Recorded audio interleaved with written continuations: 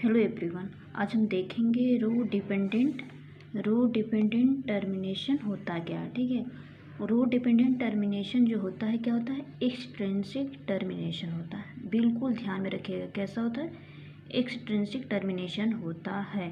जबकि अगर हम रो इंडिपेंडेंट की बात करेंगे, अगर यहाँ पे हम क्या कर दें, इंडिपेंडेंट की बातें करेंगे, तो ये हमारा हो जाएगा एक्सट्रिंसिक की जगह क्या करेंगे, इंट्रिंसिक टर्मिनेशन हो जाएगा। ओके, चलिए तो हम देखते हैं रो डिपेंडेंट टर्मिनेशन खाते कैसे हैं। ठीक है, ये फर्स्ट ऑफ ऑल हमको याद रखना पड़ेगा कि ये क्या होता है, एटीपी डिपेंडेंट होता है। एटीपी डिपेंडेंट होता है most important. ATP dependent RNA DNA helicase bind to किससे करता है, rut site and series 40 nucleotide से बाइंड करता है। ठीक है, अब हम देखते हैं क्या लिखता है, अननेसेंट आरएनए जो हमारा होता है एटीपी डिपेंडेंट होता है, आरएनए डीएनए हेलिकेज होता है, बाइंड आरएनए आरयूटी साइड से बाइंड करता है, एवरेज 40 न्यूक्लियोटाइड्स होता है। कितने न्यूक्लियोटाइड का होता है, 40 न्यूक्लियोटाइड्स का होता है। अब हम दूसरा देखते हैं, दूसरे में क्या है, move along the RNA polymerase in A 5 to 3 prime direction. ठीक है, वेरी इंपॉर्टेंट, क्या लिखा है, move along the RNA polymerase only चीज़ों पे, ऑलवेज पे, only pay, must, this is the very important. ठीक है, तो ओनली किस डायरेक्शन में मूव करता है, 5 to 3 प्राइम डायरेक्शन में। ठीक है, अब हम थर्ड पॉइंट्स को देखते हैं, inter active site and disturbed RNA DNA hybrid hydrogen bond. ठीक है, एंड क्या करता है, फोर्थ पॉइंट क्या है, नस जी एक्टिवेट द प्रोसेस। ठीक है, नस जी हमारा क्या होता है, एक्टिवेट करता है। अगर एक्टिव साइट में इंटर करेगा और आरएनए डीएनए हाइब्रिड को डिस्टर्ब करेगा, जिससे हमारे क्या होते हैं, नस जी हो जाते हैं, नस जी हमारे एक्टिव हो जाते हैं।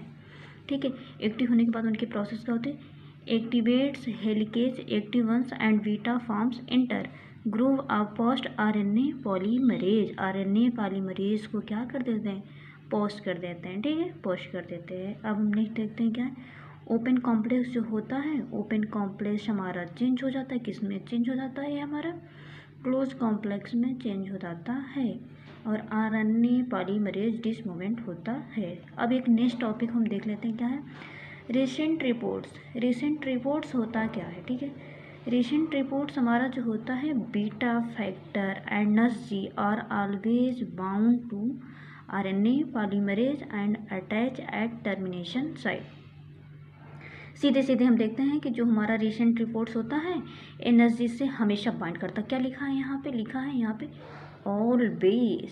Always bound to RNA polymerase. ध्यान रखिएगा, इवन कभी पूछे डीएनए पॉलीमरेज से तो नथिंग, हमारा बाइंड किससे करता है, ये हमारा बाइंड करता है आरएनए पॉलीमरेज से, एंड किस पे बाइंड करता है, टर्मिनेशन साइट पे बाइंड करता है। ठीक है, अब हम देखते हैं यहाँ पे हमने क्या देखा था, रो डिपेंडेंट टर्मिनेशन। ठीक है, और रो डिपेंडेंट टर्मिनेशन था क्या, ये एक्सट्रिंसिक टर्मिनेशन पाथवे था।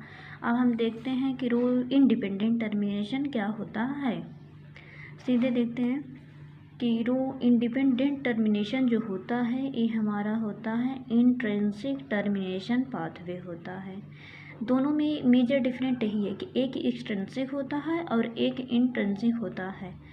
जो हमारा एक्सट्रिंसिक होता है वो हमारा एटीपी डिपेंडेंट होता है, जैसे कि आप देख रहे हैं यहाँ पे क्या लिखा है, यहाँ पे लिखा है एटीपी डिपेंडेंट, जो मैंने क्या आपको पहले ही बता दिया था।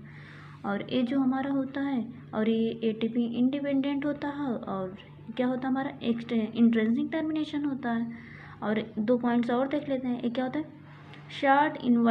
Short inverted repeat sequence within DNA leads to termination 20 nucleotides.